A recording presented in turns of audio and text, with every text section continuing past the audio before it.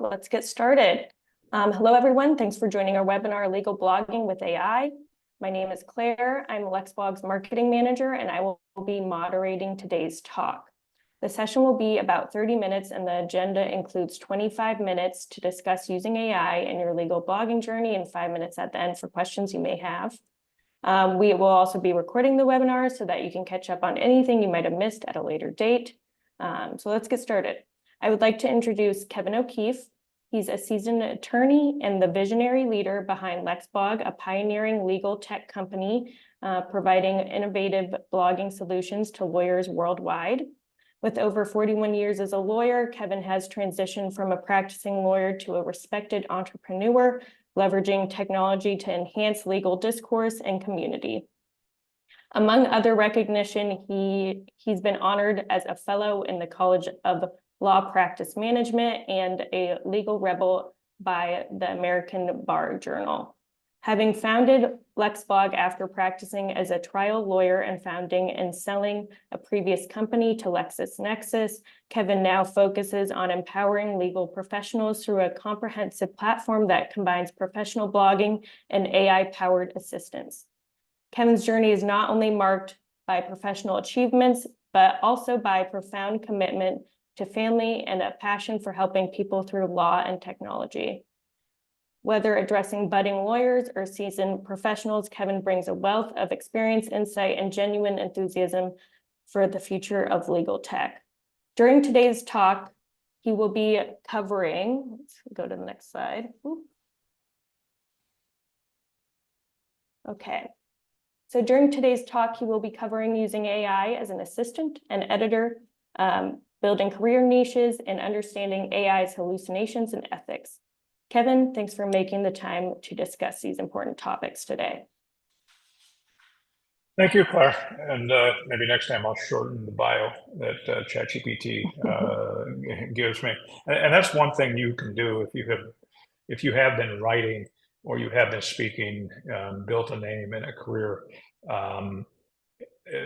ChatGPT, Bard, they know who you are, and Bing, they know you in detail, and you can tell them that, shorten your bio, lengthen your bio. Is there something I'm missing in my bio? Is the tone of my background, even as the personal, something I should hit? It's pretty incredible.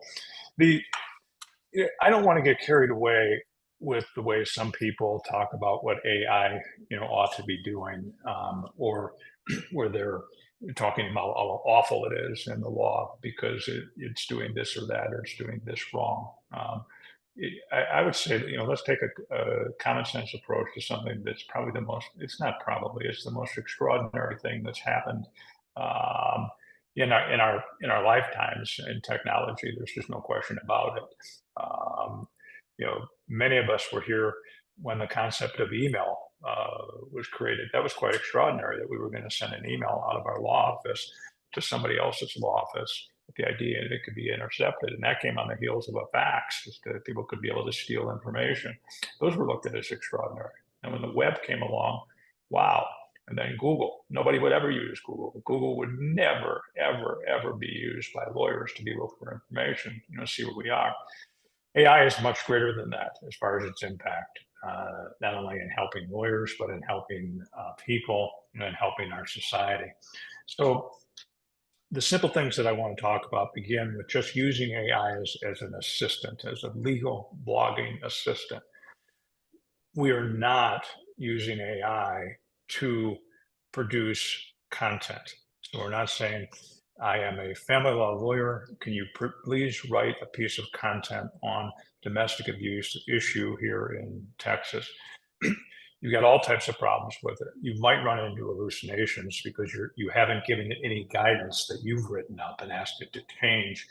You're also very good chance that you're going down the road of being misleading. And that's an ethical problem in any state. The same way that if you have other people write your blog content and you put your name on it, you probably got some issues going with misleading. So we're not talking about that type of thing. So, what are we talking about? Well, let's talk about the things that I think it can be used extraordinarily for. if you look at a blog as building a discussion, as networking through the internet, which is a blog really is. So when I'm teaching somebody to blog, I'm not saying here, write some content. I'm talking to them about how you listen to what other people are writing, you reference what other people are writing, and you provide, your take. And by virtue of that, you meet those other people. Your audience sees that you stay up to speed, and now you're building a name and you're building relationships and you're getting real work. So I get work that way by referencing other people's content, connecting with them on LinkedIn, and asking to talk. AI is great for this because what I can do is I can take a piece of content and ask ChatGPT. I can ask Lou on LexBlog's platform, can you please prepare a summary of this that I can use, that I want to share on LinkedIn or I want to share in my blog post? And then I get it. And now I can have a conversation with it. Could you make that a little bit shorter? Could you hit this point? A blog post that may have taken 45 minutes to an hour before maybe takes 20 minutes today because I've been able to get that summary. I give an attribute to the source, just like I always did. So it works incredibly well. So summarizing third-party sources as a way to enter the conversation is true blogging, and that's where AI, can work extraordinarily well. And if you were talking to me, that's the single biggest thing I would say to use AI for today. I would say to get into a conversation with third parties by virtue of referencing their content and then leverage AI. Claire, I think the next thing we wanted to talk about was, using AI as an editor as opposed to a blogging assistant. The editor can be all different things that you want it to be.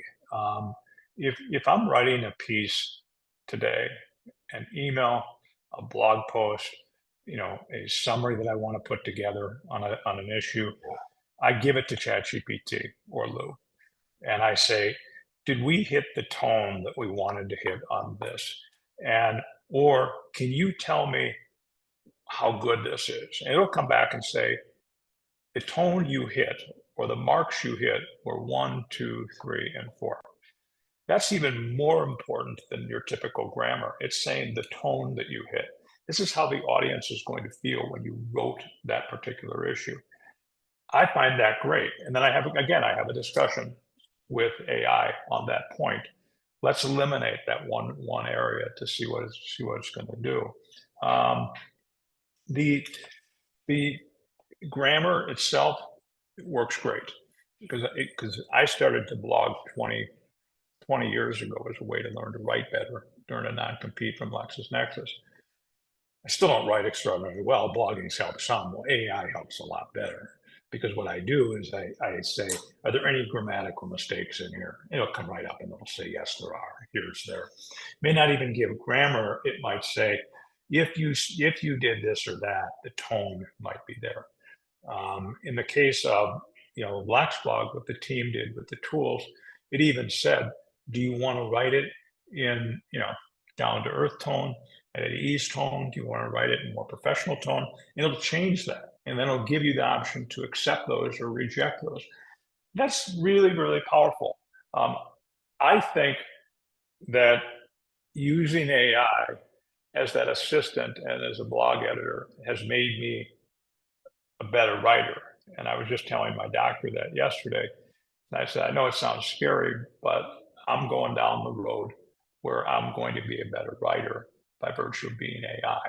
I am not going down the road where I say, well, I don't really want to go down that road all the way. That's not me then. What is me? Something that helps me exaggerate my tone, something that makes me be more professional so that people can have more respect for what I'm writing, things that don't hit people the wrong way. It's very powerful that way. Your social media, your social media that runs from it is the same. So if I've written a blog post and I want to put together a short summary for LinkedIn, do that. Because AI can do that, or it can be built into a platform for blogging that has AI. in it. I mean, I'm going to tout what our team put together because it's pretty cool. I mean, I can be sitting there with the content and say, give me a LinkedIn summary. And I say, oh no, give me something that's more of a mini post in LinkedIn. So it's a little bit longer. No, I don't like that. Can you, and then have it changed, have it be more more polished. I Right. usually, yeah. And I'm Yeah, usually talking, just made it down to earth. Go ahead. right. And talking about kind of narrowing things down, you also were going to discuss, finding that career niche using Yeah. AI. There is no reason in the world that a lawyer in the United States can't have a local, state, or national reputation in a niche, maybe international reputation in a niche today, because it's just too easy. What is a niche? Well, if a lawyer says, 15 years ago, I don't see a lawyer in Florida blogging on probate litigation. I think I'm going to do that. And then I think what I'll do is I'll monitor the cases from West, which was West then, and do summaries of the cases. And so now anybody that wants to stay abreast on that issue, could be financial planners, it could be accountants, it could be estate planning lawyers who don't do litigation. They follow the lawyer. Another lawyer does it on the Chancery Court decisions in Delaware, where all the corporate litigation is taking place. They had to do summaries by hand. I mean, they're reading them, and then they're sitting there doing it and maybe they're dictating some and whatnot, but you're reading cases and doing that. Why not now, today, say, this is what I'm passionate about? And I've talked with 2 lawyers in the last 2 business days before, yesterday, the day before. And both of them are doing niches, and it's going to be great. And they're going to do it in 2 ways. One is they can follow cases. So you can say, okay, what are the cases on this subject? Or I can follow subjects. Because if I open my RSS reader, Feedly, and if you're saying, well, Feedly is just too complicated for me, well, it's about as complicated as email. So if you don't know how to do it, you can personally call me up and I'll show you, or you can ask, get a hold of support at LexBlog for free. I can follow words and phrases. If I follow words and phrases, I can get an article on a niche, a very tight niche. So don't do IP law. Why don't you do IP law for, a particular type of jewelry? Well, you're going to be the best known in the United States or the world at it. And then at that point in time, if you've done that for 2 years, you don't have to worry about how to support your family, because your family's going to be supported because you're going to get all the work. There's too many lawyers that have done niches to date that have done extraordinarily well, and too many lawyers that have done general topics whose blogs have not accomplished much, if anything, for them, that did not look at it today and say, this is where it's very cool. And I had a lawyer call me and said, boy, when I saw AI, I was thinking about niches and what it could do. Now, the thing that people are going to be thinking is, well, wait a second. I'm asking for a summary of something. What if it gives an hallucination and gives me bad information and whatnot? You look at the stuff that you just had summarized. So even in the case of the New York Times, if I ask it to summarize an article from the New York Times, I read it. I'll even print it out. I can't afford to have wrong information go up on the internet. I mean, we see what happens to those lawyers. I mean, you can imagine a blogging company that would have the CEO put up information and then say, well, I didn't know that AI does that. So you read the information and see if it's the same. But the bottom line is, there is, it does save a huge amount of time and get into the niches. The ethics and hallucinations things, I think, are blown out of proportion. You know, there's an awful lot of things that bar associations and law firms said that they wouldn't do that they're doing today. Some that I actually do question whether some of them are ethical. But when you're dealing with hallucinations, and I'm learning this as much as anybody. And the LLM is a large language model. Okay, well, it has a lot of text in there that it can run with. But if you give it a smaller body of information to run with, it's unlikely to run all over with hallucinations. What do I mean by that? Well, that case that you had it summarized. So you did, in your niche, you didn't say, can you give me a case on this point so that I can cite it and give me a summary of it? Because I want to reference it in my blog post. It's going to go out in a newsletter to a whole lot of people. Um, you know, that's a little bit insanity when you really think about it. And then tell people it doesn't work because you get hallucinations. Now, what if you saw the case and you had a summary of it, and you saw the proper citations in the summary and in the original, and you skimmed over the original? That's pretty good. And imagine what now you're working with something that's refined. I haven't taken anything that I can think of where I said, can you create this or that? I mean, I asked it to create my bio for this morning, which turned out to be a little bit long, but I didn't have time to change it. But I knew what it was. It was me, so it was accurate. It actually came back and it said, Kevin, you may want to put two or three other things in it to emphasize the points for your audience. The tone, it wasn't the length of it, but it was a known commodity. I knew the commodity. Um, on the IP issues, as far as where this is headed, I don't think people know where it's headed. I don't think this is any slam dunk at all that the New York Times is going to be able to say, okay, this is our content, and you're not going to be able to use it.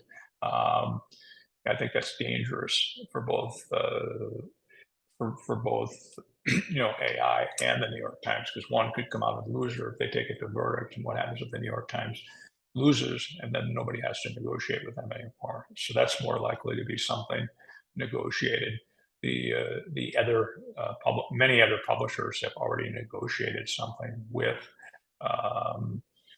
AI, and when you really think about where New York Times is likely to be headed, and other publishers are likely to be headed, with AI, they benefit tremendously, because you can't cover the stories at the New York Times with just the amount of reporters. You can try, but what if you had data flowing in from all over the world? What if you had things coming in from Afghanistan as far as certain data that your reporters couldn't get your hands on, but could actually create stories on as a result of that? The quality of your newspaper becomes more valuable. Now people that have an interest in reading about Afghanistan issues, can get information from the New York Times because they're getting data from other sources. So I don't think the thing is really played out yet at all. As far as the information you're using as a publisher to say, okay, well, I'm using this OpenAI. Do I have the rights to it? Is my firm going to get in trouble with it? If you're coming through via LexBlog API, it's probably not going to be an issue because they'll hold us harmless. But I don't see it. So when I've read from a journalist standpoint and from a lot of legal standpoint, they're looking at fair use, and they're looking at what you do is a creation of information that you're getting from fair use. So I don't see it going, the direction of, gee, we can't use this information. I think the greatest fear you ought to have is, what if we don't use this information? It'd be like, what if we don't use the internet, except it's going 3 times as fast as the internet went? So when I talk to lawyers in a 90 lawyer firm yesterday, they're going to be going after a certain type of niche using AI. Their greatest fear was being left behind. They're already talking to their corporate clients, and their corporate clients are already using AI in certain respects. So their fear is not using it. So using it to publish is something that firms should start to grasp. On their existing blogs, I would say start to take a look at, are there ways that we can use it to enhance our publishing? If they're not using existing blogs or they want to change blogs, start to think about going to a niche because the niches are very doable, where they weren't as doable a year ago, and empower that lawyer so that she can say, I really am passionate about this subject. I'd like to be empowered to get after this subject, and I can now do it on this publication that can give me a strong reputation. And what we're talking about is not okay, we're producing content. We're talking about producing revenue for the firm and changing the lives of the bloggers. So if bloggers used to generate $1 to $4 million a year by virtue of their blogging, maybe you're not going to have those bloggers, because they took a smart approach, all increasing the amount.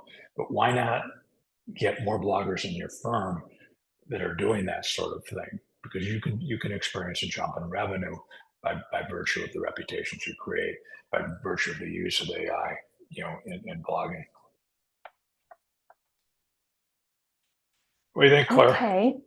Yeah, no, that's great. Thank you, Kevin. I'll go ahead and share my screen again. Just a second. Okay. I mean, as some of you all may know, we have the tools, as Kevin was mentioning, to take your blogging experience to the next level, from strategic consulting to providing you with a robust publishing platform. We got you covered here. You can scan that QR code to look into different opportunities with us. And the reason that's up is twofold. One, I used to, I've been doing this for a long time, and my wife would ask me when I came home, after flying home from another city, did you tell the audience what it is that we do? Because I was always afraid to do that, like it was advertising. And after a while, I would tell the audience, hey, the reason this is up here because I don't want to go home and tell my wife that I didn't tell anybody what it is we do. That's one. And the second thing is that when LexBlog started, and I don't know that I've been as passionate about the concept most recently, lawyers would say, how do I know it's going to work? And I said, you don't, but you're going to have faith. And the other thing I'll do is I'll guarantee the business development success that you'll have by virtue of blogging. So I don't know of any other company that guarantees business development success. And it's not that we have a great company, it's that we have a great concept. That if you blog, and if you blog on a niche, you will experience business development success. And if you don't, you just let us know, and we'll refund whatever you think is fair. Not that I want to see anybody waste any time or money. And then, something else that you may have heard of, we built Lou back and launched Lou back in November. It's an AI-powered publishing assistant right within our platform, which kind of makes the whole using AI process a lot more seamless.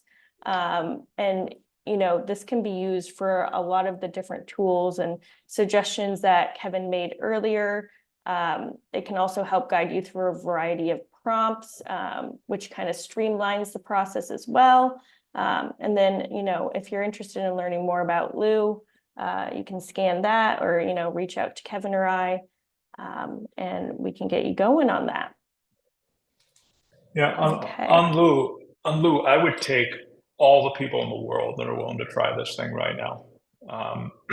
Like other technology companies, everybody is talking about AI. Some companies are talking about selling AI solutions for $1 million because they're worth that much. The amount of firms that are jumping on all these tools it should be greater. And we need to get more people that are trying it so we can learn. I'm the biggest user of AI at LexBlog, but my ideas can get sickening because they can do a full circle. So if you want to test Lou, let us know. Say, hey, I want to test this thing and see what it's all about. It's on a WordPress platform, and we would welcome you doing that. You could be working directly with our products team, and I'm putting my foot in my mouth on it, but I think we still are welcoming your input, from parties to improve the solution. Always, yeah. Anybody have any questions, or are there any questions, Claire? Yeah, it looks like we have a question from Francis. Are you suggesting that Lou can do an initial draft of a case summary? Yeah, I mean, if this is Francis Pileggi, you're one of the people that I was thinking about. Yeah, I think it can. I think, I haven't done it with cases, Francis. And the issue, and I had to try it. I'd be happy to try it with you, and we'd take a look at it and see what it could do. The issue that you have with cases is citing other cases, so you have more items in there than just dicta. You've got all of the cases cited in the numbers. And then the question is, how long does it take to go back through those and do all of those? I'd be real curious from your standpoint, when you do case summaries, how many other cases do you cite in the summary? Or is there more language around the holding, dicta, that type of thing? That's a really good point. Because you don't need to go out there and be Trump's lawyer and say, "Hey, it all read really good. I didn't read the citations." And depending on the length of the case, how much time does it take to just skim through it, so that then you're going back through it? I'd be real curious. I mean, if it's Francis Pileggi, the people I was thinking about was yourself. I was thinking about Juan Antunes down in Florida, that does Florida probate litigation. I think Juan had some concern about how long it could take or not take, but it's an area that we want to explore. And then maybe even take a look at what some of the legal research and AI companies are saying in that regard too. What are they doing over at VLEX, with their AI, product, and how that type of thing could be used. Yeah. Okay, it looks like we have another question from Robert Millard. How is using Lou different to using ChatGPT for directly? I already use the latter extensively every day. I'd also be interested to hear how it is different to Harvey, etc. It's a really good question, and I use both. And where I'm using Lou is the summaries, of LinkedIn, of Twitter, of titles. Trying to think of the other things that I go through in the tools on the right hand side, and we can get you in front of this thing so you could play around with it. I think for lawyers, it's just been the type of thing that it's just in the atmosphere where they're in, and they can. I can have that same conversation that I have with ChatGPT, and then have it in Lou. The other thing that I started to play around with too is to have my post and then ask it to make comments on suggestions. It could be as to professional. It could be, can you make it more down to earth? Can you take a look at the grammar? And then it'll then go through the whole page and then make suggestions, and then I can decide to accept or reject. And so, and then I can accept it all, reject it all, accept the paragraph, reject the changes. I find that pretty handy. I know when I use ChatGPT, I'm copying and pasting, back and forth, or doing the whole blog post over in ChatGPT and then bringing it over to Lou. So what I'll do is, there's all different ways that people blog. I sometimes will feel the flow of being in LinkedIn. And so I'll start to write something on LinkedIn. And I'll go, oh, this is a little bit longer. I think I'll take it over and make it a blog.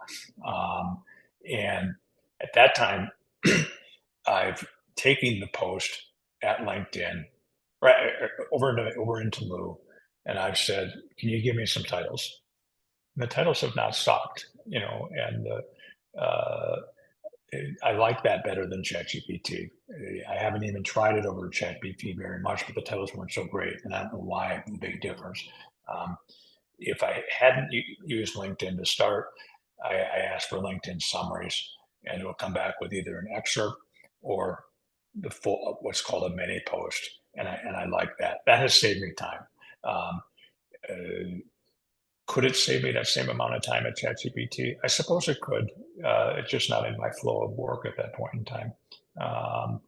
And then the social media things, as far as Facebook or Twitter, it's a real good question. We should put out a white paper on that. And if you'd like to try out the difference to see what it's like, let us know. I'd welcome the feedback. Because I told the products team, I said, we're in a race against ChatGPT. I mean, they have $20 per user. I mean, take 50 million people times $20 million.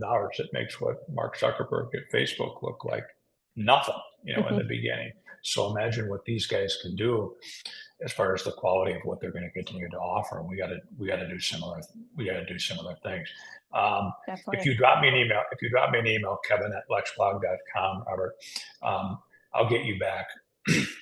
Not a list trying to sell you on the concept, but just a list of the variables directly from the products team, and we'll get that on marketing material. Definitely. Well, thank you, everybody. I think that's a wrap. I appreciate all the questions, and we'll hope to catch you next time. As a reminder, we will be recording this and sending this out via email. So if you missed anything, you'll get it later on. Thanks again. Yeah, and you can reach out to me anytime. So if you see that email and you see that phone number, you can text me, you can call me, reach out to me. Awesome. Thanks, everyone. Bye. Thank you.